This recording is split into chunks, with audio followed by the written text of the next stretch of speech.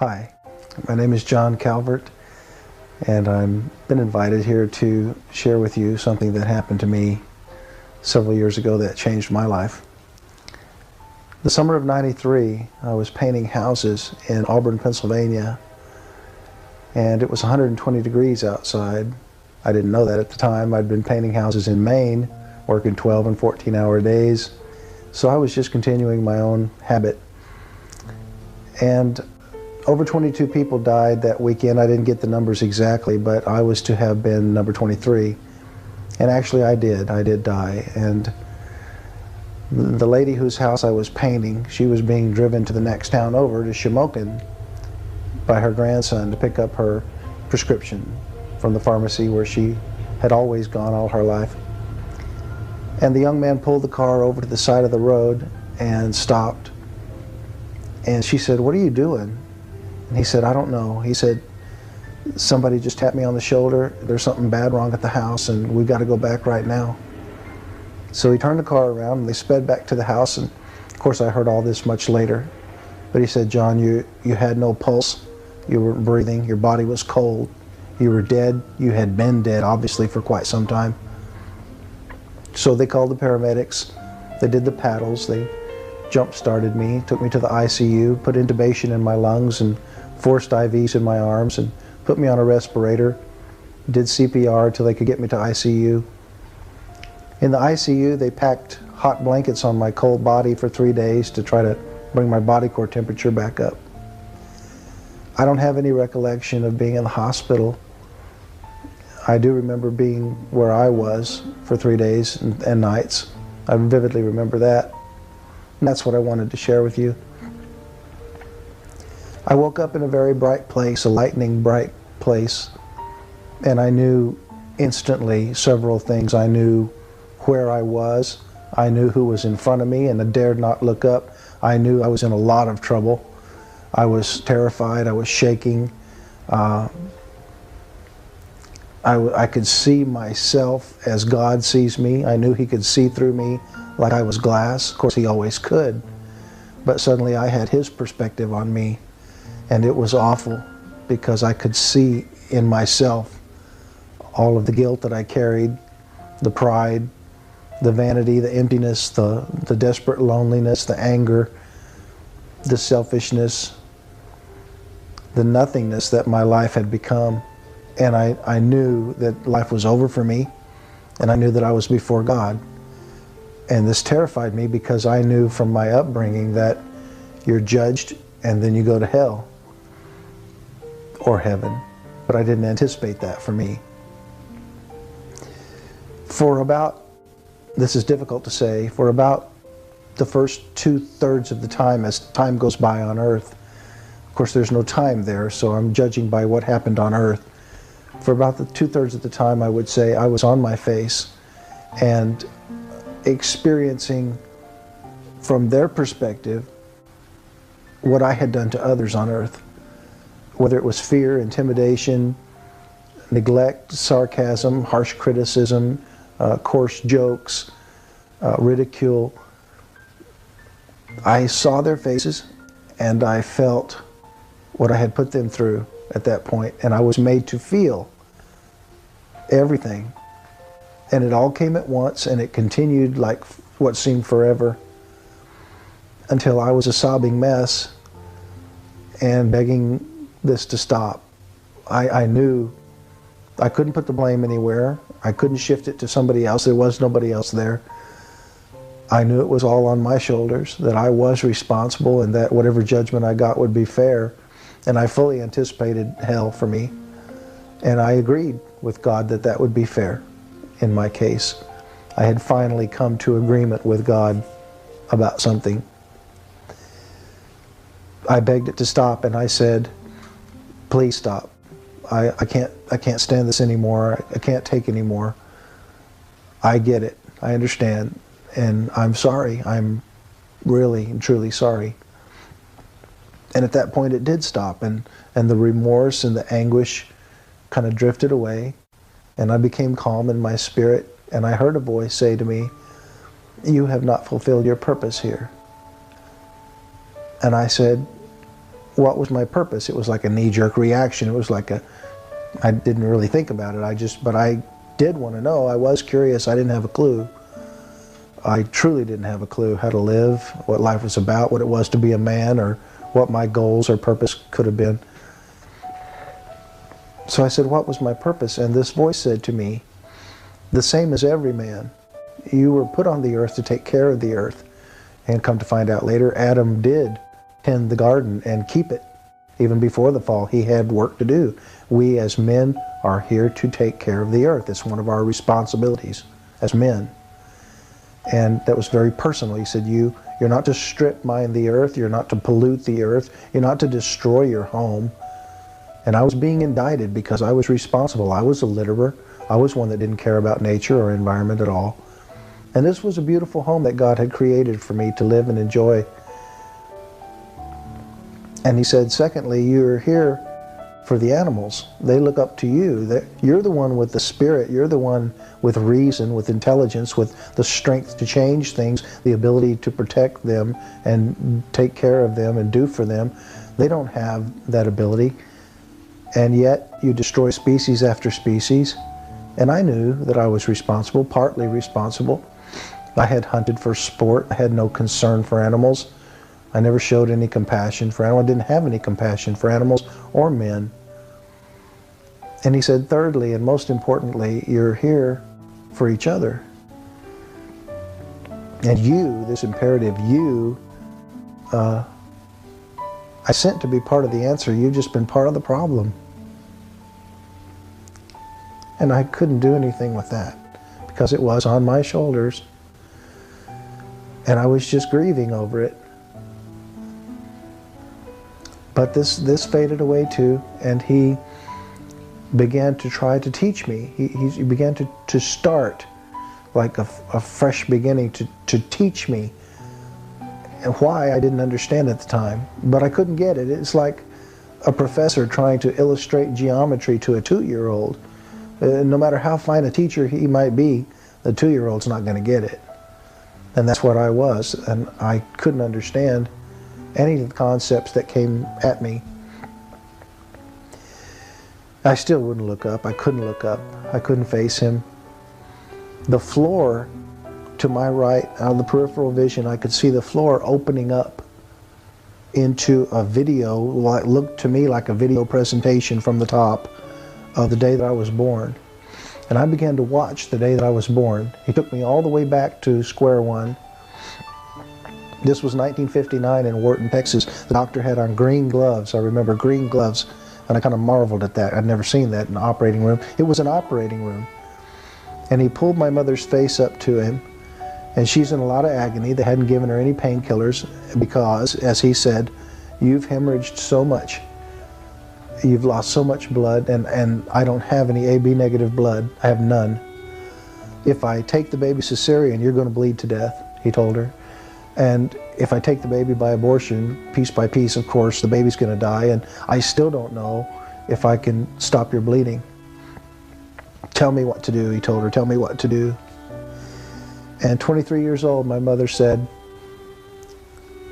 I've lived my life. Don't kill my baby. So the doctor goes out into the hallway, and remember, this is 1959, and fathers weren't allowed in. It was an operating room. So he goes out in the hallway. My father's pacing up and down, and he tells the same story to my father. My father's like, wait, hold up. I don't know that baby, but I'm in love with the woman, so don't kill the woman. Do all you can for the woman. Well, the doctor's coming back into the operating room now. I can see his mouth moving behind his mask. And I just know by seeing that picture that he's praying. He's really praying because he's desperate. He has been given 2 conflicting directives by both parents, and he's sworn to do no harm. Then he feels that someone's about to die, and he feels responsible. He gets back in the operating room, and there's a little old man laying on a gurney next to my mom on the operating table. And the doctor's livid. He says, what's he doing in here? How could you bring him in here? This is a sterile environment. He's screaming at the nurse. Of course he's screaming because he's scared. And the nurse is scared too now, and she says, well, didn't you send him in here? The little old man lifts his head and says, hurry, son, there's not much time. And the doctor's screaming at him, he's, time, we're out of time. They have no time, there's no time left. And the little old man says very calmly, I'm AB negative, give her a direct transfusion. And so that's what they did. And this scene fades out and the floor goes back to solid white. And this voice says to me, I was there that day. And I saw you polluted in your own blood. And I said to you, when I saw you in your own blood, I said to you, live. He said, and by the way, who do you think tapped that young man on the shoulder and turned him around to come back and find you at your heat stroke? He said, that was me. And he showed me other instances, snapshots of my life, where he had to step in to save me from destruction.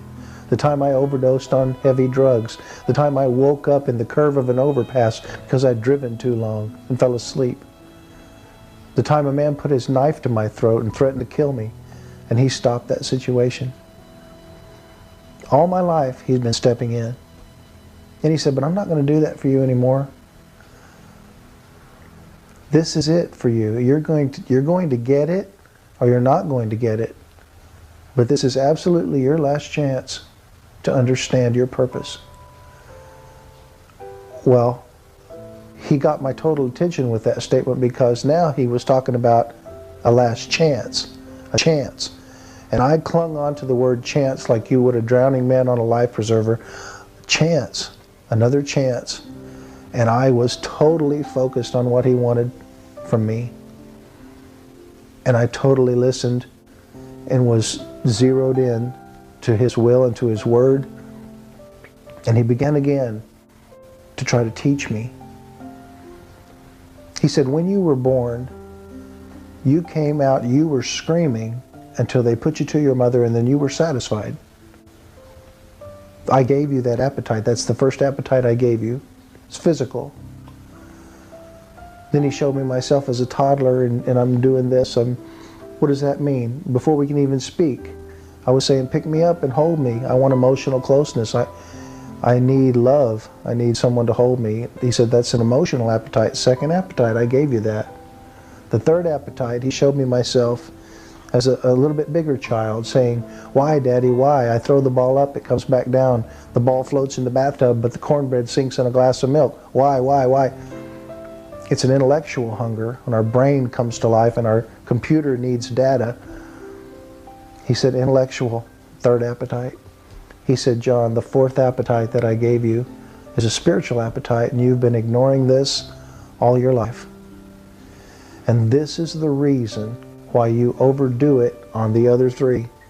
You're a workaholic, trying to feed that intellectual hunger. You're a bed hopper, trying to feed that emotional drive. You overdo it on cigarettes and booze and drugs and stuff, everything you can imagine into your mouth. Even cigarettes is a hand-to-mouth feeding mechanism, he showed me. You've been starving spiritually. And this is why you overdo it. This is why you're so out of balance. This is why nothing works in your life. And I looked at myself for the first time, and I said, you know, God, you're right. Well, duh, he would be right. But he didn't seem to mind that. He knew I was dumb as a box of rocks. I didn't have a single clue in the universe. I was dumb as a doorknob. This was my first inkling of what it was to be a man, the very beginnings of what to build on. He showed me other things. He allowed me to look up and wiped my tears away and accepted me. And I could tell that he really loved me. And it wasn't about right and wrong anymore. It was about he and I having a relationship. And this was the instant that I changed in my heart. And he began to show me things that I can't even put into words. How the universe is all one pattern, from an atom to a solar system to a galaxy to a group of galaxies. It's the same pattern. You can see it all the way up. how he stands back from time. He can see before the garden all the way past Revelations. He's not bound by time. We're bound by time. But if you want to fast and pray, get in the Spirit of God, you can get above the line to where you're not trapped by time. Your spirit can be free to commune with Him. He showed me these things.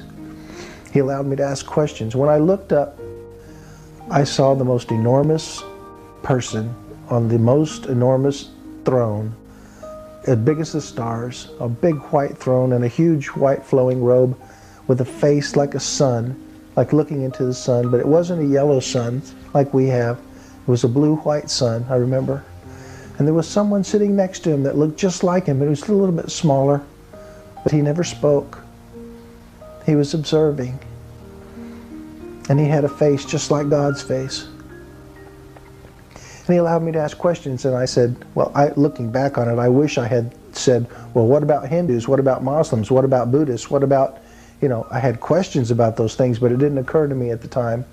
I was dealing with accountability, and it occurred to me to ask, well, what about that native in Africa that's never heard about God, Jesus, Bible, church? How's he going to be accountable? He said, your perspective is wrong. When that native in Africa does what he knows is wrong, that's how he'll be accountable. He knows it's wrong to take his neighbor's goat. I put that in his heart to know. And when he goes against his conscience and what he knows is wrong, that's how he'll be accountable. He has conscience just like you have conscience. And what you mistakenly call intuition, he has it too, but it's not intuition. When you leave the house and think, oh, I better get my keys, or I better get my driver's license, or I better get this or that, and then you decide, no, I don't have time, and you rush off, and then the policeman pulls you over for a broken tail light, and you don't have your license, and you say, and I say, I knew that was going to happen. Why? Because he knew, and he was trying to tell you, but you just didn't listen. Women, when they're in the room with the wrong kind of man, they get this sick feeling, I better get out of here, I'm not safe here, I don't feel right here. Why? Because that's God trying to speak to you, to protect you. Men are given a greater physical strength to protect and defend. Women are given that greater voice of God to protect and defend. And when I fail to listen to my wife's intuition, what I call intuition, I suffer for it because she was put there to help me. Well, he went on. He said, when you receive the one that I will send for you, it will not be 50-50, as you've learned from man. This is not my will. It will be 100%, 100%. You will totally devote yourself to her wants, her needs, her occupational needs, her educational needs, her medical needs. You will delight and surprise and romance her, her clothing, her jewelry, everything about her. Attention, consideration. This will motivate her to seek for ways to serve you, and you will both be free from selfishness. And this kind of a relationship is the only way to represent Christ and His church, or my relationship with you. They say after 3 days and nights that I sat up in the ICU and pulled all the lines out of my veins, the intubation out of my lungs, disconnected myself from the heart monitor and all the machines. Because he had told me, your body cannot survive much longer without your spirit. I didn't really understand that, but all of a sudden, I was back in the hospital. I don't remember this either, because I was not well in my head. I was sick. A heat stroke is a literal stroke. I lost all of my childhood memories. It took me a year to learn how to walk and talk again. But I pulled out all of these machines and walked out into the emergency room and scribbled my name on a release form, they say. Walked out into the parking lot in my beautiful new hospital gown. I thank God I have no recollection of that day. And a pastor that I didn't know corralled me. He had been sent by a friend to pray with me.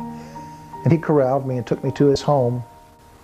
I was there 6 weeks before I came back to myself, my senses. And when I woke up and came to myself again, I was in a little white chapel service on a hill in Auburn, Pennsylvania, surrounded by people I'd never met, sitting next to this pastor I didn't know, wearing a brown suit that wasn't mine. But I thought, hey, after what I've been through, this really isn't all that weird. I decided to go with it. I knew I was back on earth, and I was alive, and I had another chance to live for God.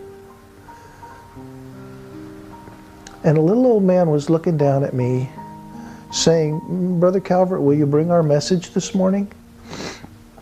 Now remember, this is a stroke. I couldn't lift my head. I couldn't lift my right arm. I had to drag my right leg. I couldn't speak right. And I kind of peered up at him like this and I said, are you talking to me? I couldn't believe he was talking to me. And I heard a little voice in my heart that said, remember. And I was thrilled with joy at that point because I did remember. And because I could hear his voice in my heart. And I've been able to hear that voice ever since. And I knew I had relationship with my Father. And everything was going to be all right. And I pulled myself up with my good arm, and my head came up, and I got strength in my right arm, and my leg grew strong, and I stood and I preached to these people the reality of Jesus Christ and the love of God. And once through, I sang a little song. I don't know about tomorrow, but I know who holds tomorrow, and I know who holds my hand. And when I got through, I couldn't lift my head. I couldn't lift my arm. I had to drag my right leg because it was his time to minister. And it had nothing to do with me. It was just him. And it was the most beautiful experience of my life on earth to that point, to be used totally by God and to have nothing to do with it personally. He shared his message for those people, and he knew what to say to each one. And I was just a vessel. Well, this went on. Word got out. Pastors were calling this pastor's house where I was staying for the next 6.5 weeks. From every denomination, Nazarene, Baptist, Catholic, German Eldership, Church of God, Methodist, Lutheran, from every denomination, asking, will this young man come to our church? Can he come to our church? And of course, I was willing to go. It wasn't ever the same message, and it was always him. I got to liking that a lot. Well, the years went by. I left Pennsylvania, went to Arkansas, and then Texas, and eventually became a lieutenant staff officer in charge of investigations and training in the field for Security Corporation, and a certified bodyguard, a licensed EMT. Because see, I had made this deal with God. I'm not going to date anymore. I don't deserve to be around a lady. I don't know how to be around a lady. I have no clue as to understanding of women. And lest I offend again, if you want me married, send her to me. I'm not interested in any games, using or being used. I don't want to date. If you want me married, if you want covenant for me, bring her to me. This will be, remember, I'm stupid. This will be my sign. So 4 years goes by, and I'm just working, building myself up in my little job. Doesn't pay very much, but that's all I had to run with. And I was called in on a murder scene in Corpus Christi. Marriott Corporation owned the Hampton, Fairfield, and Residence Inn, all side by side on the same property. Someone had come into the Residence Inn and killed the night clerk, blew his head off with a shotgun. Terrible murder. Well, they didn't have key card locks or cameras or guards, no kind of security measures. Corpus Christi was totally unprepared for this type of violence. And the night clerk said, we quit, we're walking, we're out of here, we're through, we're not safe. And Marriott Corporation said, no, we can't shut the doors on 3 hotels. We'll call in bodyguards. Well, that's where I came in. So 3 o'clock in the morning, I'm called in. We're discussing the parameters of this case with the other lieutenant and the captain. And here she came across the parking lot at 3 in the morning to get changed for a 20. She told me much later that she said, when I saw you, I knew you were the one. And I heard a voice say, that's the one, go to him. Now, she had never approached anyone, stranger on the street, wouldn't have, ever. That's not her personality. And I was not going to approach her. That was my covenant deal with God. Well, she nudged her way through all these men, these detectives and investigators and bodyguards, stuck out her hand and introduced herself. And I got lost in her eyes and felt an electric shock from her hand, and my captain nudged me and said, hey, we got work to do. And then I was assigned to her for 3 months. Now, it still didn't dawn on me that God had done something here. I didn't have a clue. Remember, I'm stupid.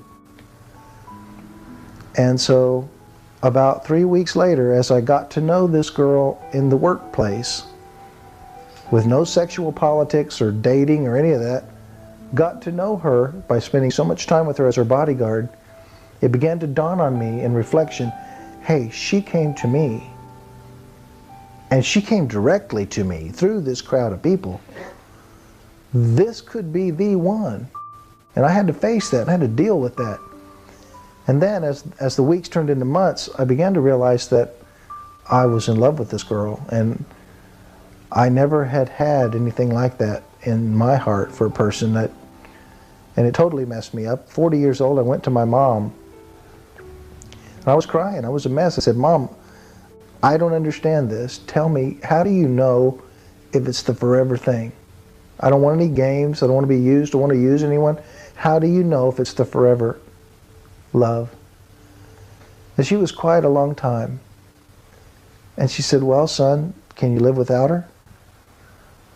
And I thought about that. I had had 40 years without her, but no, I couldn't get a picture of going back to work and her not being there. I couldn't live without her. Didn't make any sense. I said, no can do. She said, well, then you've answered your own question. So I ran to the store and I got the ring and I put it on the charge card and I ran to her house. She was just waking up, working nights, sleeping days. I was working nights too, but I couldn't sleep. And I picked her up and I swung her around. I said, I just need to ask you one thing. She said, yes. I said, no, this is serious. She said, yes. The answer is yes. What took you so long? Again, she knew before I did. And the past 3 years has been the most beautiful time of my life that I can remember. Of course, I don't remember being a child. But it is just exactly what he said it would be when you let him do it. The Word of God says, he doeth all things well. When you let him do it. See, I'm going to be a little bit different tomorrow from the things that I learned today. So how do I know who I'm going to be 10 years, 15 years, 20 years from now? How do I know who I'm going to need 20 years from now? But I don't know, but he knows. And if you just release everything to his care, if you'll leave it with him and not pick it up again, if you'll trust him, trust proves love. Trust proves love. So if you trust him to be God and know what's best, he will come through. And it'll be so much more beautiful than you could ever do on your own. This is what I learned, along with the rest. But I think it's important now that I clarify something. I don't consider myself to be anything special for several reasons, not the least of which is I wasted 35 years. That's nothing to be proud of. And because I hear God's voice in my heart, that's nothing unusual either for Christians. If you're not a Christian, what happens is when you're born again, Christ comes into you and sups with you. and you with him. There's relationship there. But Jesus said, my sheep know my voice. They know me. They hear my voice. They follow me. This is not an unusual position to be in. There are thousands, maybe millions of Christians around the world that hear the same voice that I hear. This just happened to be my conversion experience. But it's not anything that's unavailable to you. This is his will for you as well. He wants relationship with everyone. God is not willing that any should perish. He made you. He died for you. He loves you. You may not be regenerated. You may not be born again, but you're still a child made by God. And to him, you'll always be a child. See, I didn't realize until that day before him that his impression of me really mattered. One of the things he said to me was, you think I've been angry with you all your life.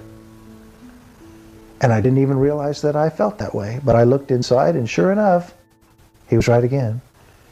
I had a perspective of this angry God with a trident and a big white beard dangling me over the flames of hell, about to drop me at any moment. Probably from my upbringing. He said, I've not been angry with you. I've been disappointed in you. And I never knew until that instant that it was vitally important to me how he felt about me. Apart from going to hell, apart from judgment, apart from any right and wrongs or rewards or crowns, it's basically, fundamentally, the most important thing to me, how God, my Father that made me, feels about me. This is fundamental to every person on earth. We are created that way. We didn't come from monkeys. We came from the creation of God. And there's a part in us that's missing until we reconnect with him and find relationship with him again through Jesus Christ. There's no other bridge that will bring you to God. There's no other sacrifice that can pay for what you've done, for what I've done. There's no other miracle that can complete you, and fulfill your eternal destiny. You'll never truly be happy. Never truly happy until you find your purpose here. First thing he said to me, you have not fulfilled your purpose here. I didn't even know what my purpose was, and could not know until I found relationship with him and could communicate and commune with him. And he could reveal to me my purpose. See, you have a specific purpose. You're going to see people that I'll never see. You're going to touch lives that I'll never touch. You're on your own mission. And no one else can fulfill your duties but you. That's what's so beautiful about you being you. You are special. But there's a fulfillment there that you've got to find. For your sake, for his sake, for the world's sake. You were put here for a reason, to help. Well, since that time, I've heard that voice countless times. Just the day-to-day living. I'll be driving down the freeway, and he'll say, stop, get off, turn around and go back. I hear it, and I do it. I know better than to disobey that voice. I don't want to disobey it. That's part of my relationship responsibilities. So I get off and I turn around and I go back, and he points her out, that little black lady digging in the trash can over there, gathering up cans. Go give to her. I hear this. So I go over to the convenience store, I pull up and park, get out, hand the lady $20. That's all I had on me. She begins to cry. Oh, my Social Security check got lost. They were going to turn off my heat. I've been praying about this. I said, well, he's been listening. He's been listening. He told me to come and give it to you. It's just that simple. Sitting on the couch watching a praise service, and I hear the voice, get up and go out. I'm out the door, pulling on my tennis shoes and out the door. I said, Beach Nut or Bissonnet? He said, Bissonnet. This was in Houston. So I'm walking down this dark street alone in Bissonnet, Houston, and here came a streetwalker, young girl, up to me. I don't know what she was thinking, but she approached me with a smile, and I just looked at her and said, don't you think it's time you had a relationship with Jesus. And like a little child, she looked up at me and said, yes. The tears started to come. And then something came over her eyes. The demon within, the devil that was tormenting her with prostitution, the bondage she was under. And she became frightened to death of me, like I was attacking her.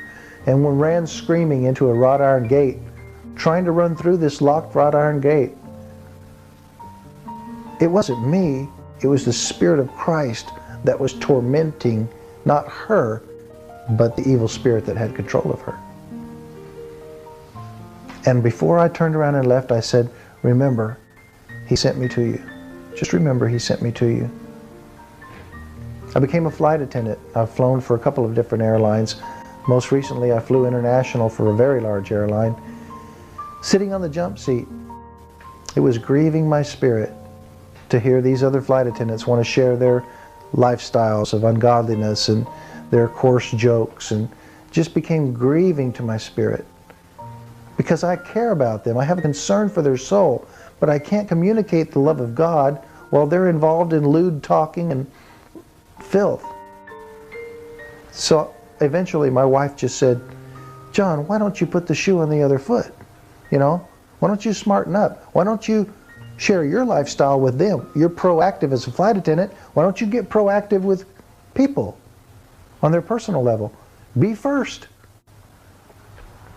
I thought, well, why did I have to hear that from her? I should have figured that out. See, but He sent me her. He sent me her. I needed to hear it. So then I began to share what happened to me in '93. And whoever didn't want to listen would get up and leave.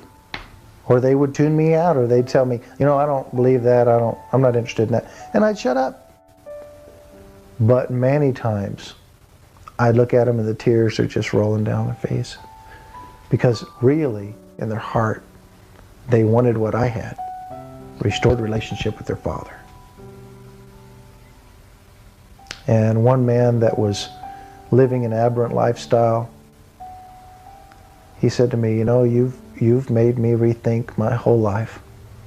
You've made me re-examine what I believe. I don't think I believe what I thought I believed. I said, well, that's the start. You know, God's just waiting to hear from you anytime. And while we're on that, God will take anything you bring Him. He'll take your anger. You can be angry. He'll take your disappointment. You can sob out to Him. You can cry out to Him. You can be sad. It's okay. God will take your praise. He'll take your adoration. He'll take your frustration. He'll take your needs, the problems that you're experiencing, your financial hardship, your marriage problems. He'll take anything you bring Him. He just wants you to bring Him.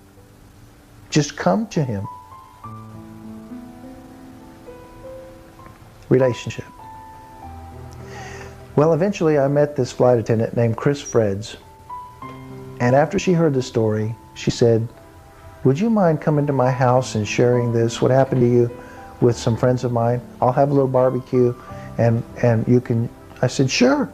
Sure, where do you live? Grand Rapids. Well, that's a 3-hour drive, but that's okay. Sure, I'll come.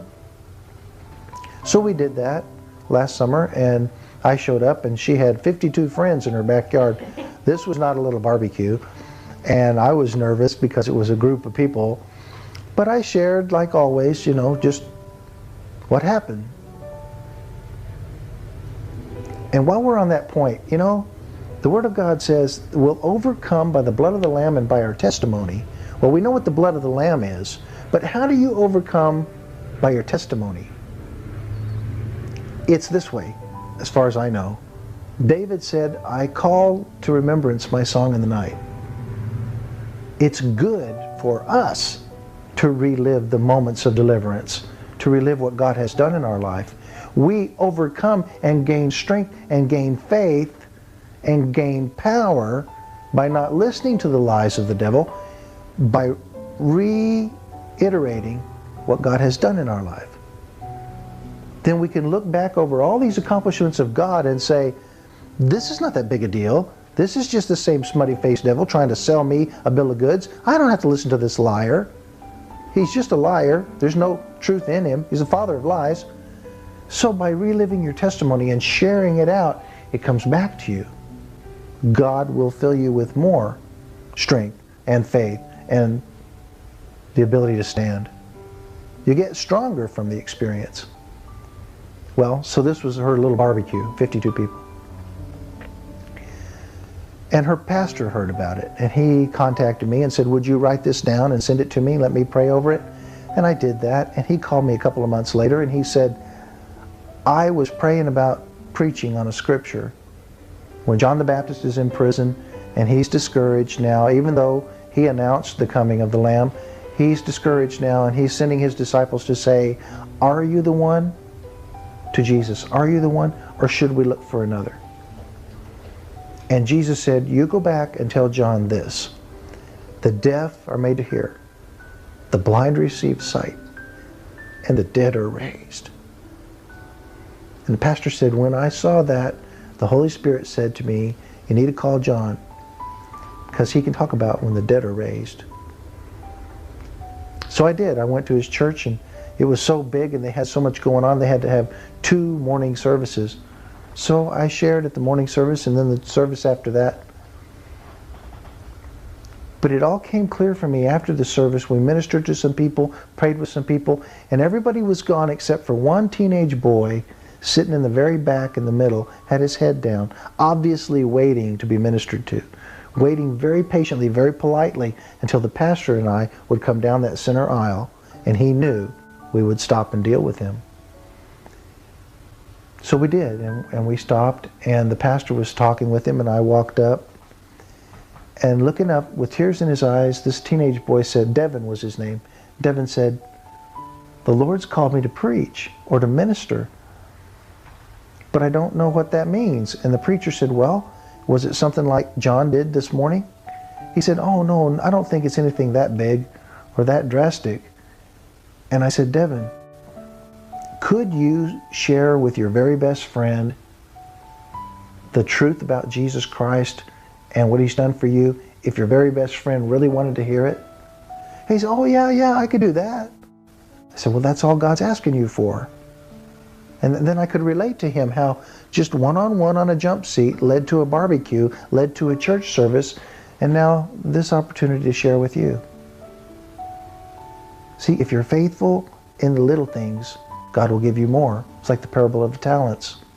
You don't bury your talent. You use your talent. You use your gifts. You use everything you have and everything you are to share who God is in your life. He said, in all thy ways acknowledge him, and he will direct thy paths. The promises of God are conditional. You can't just sit back and do nothing. In all thy ways acknowledge him, and he'll direct thy paths. If you walked into a party and there's all your friends, and your very best friend showed up, would you ignore them? Would you let them wander around aimlessly and find their own food and drink? No. You'd take them by the arm and you'd introduce them around and say, this is so-and-so, my best friend. All my life we've been friends. In all your ways acknowledge him. That's what he expects from us. That's only legitimate considering what he paid to restore relationship with us. It's only fair. See, he did what we could not do. He delivered us from sin. He did what we could not do. He took our death payment on himself. He did what we could never do. He suffered the tortures of hell in my place, in your place. And all you get out of it is eternal life, prosperity, relationship with God, peace, happiness, joy, praise, well-being. But I didn't understand it. I'd heard about it all my life and I didn't understand it. To me it was just a faith in a God somewhere, maybe. I hope I go to heaven. I hope I've been good enough to... That's all garbage. That's all garbage. We cannot get there. We couldn't get there in the garden. We couldn't get there in 6,000 years of Old Testament history. We couldn't get there in the New Testament without his Holy Spirit. We cannot do it ourselves.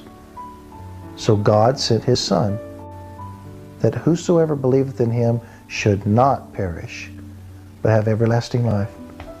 And Jesus said, I'm come to give them life, and that more abundantly. It's not just, I'm kind of happy. No, it's, I'm really fulfilled here. It's abundant life. It's more life than you need, more life than you can use. You have to give it away.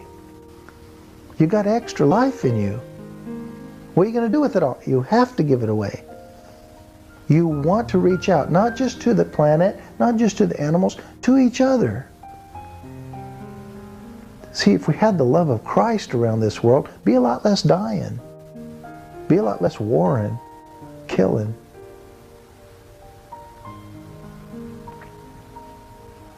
What am I saying? I'm saying it's for you.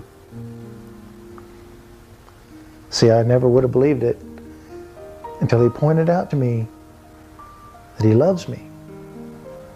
And if you'll just get quiet long enough, if you'll take a glimpse in his word, anywhere in his word, if you'll just point your ears and listen, you'll hear it. He loves you. And he loves you unconditionally, just the way you are. You don't have to clean up first. You can anyway. Come just as you are. And your whole life begins from that point. Everything you were meant to be will be fulfilled by a power not your own.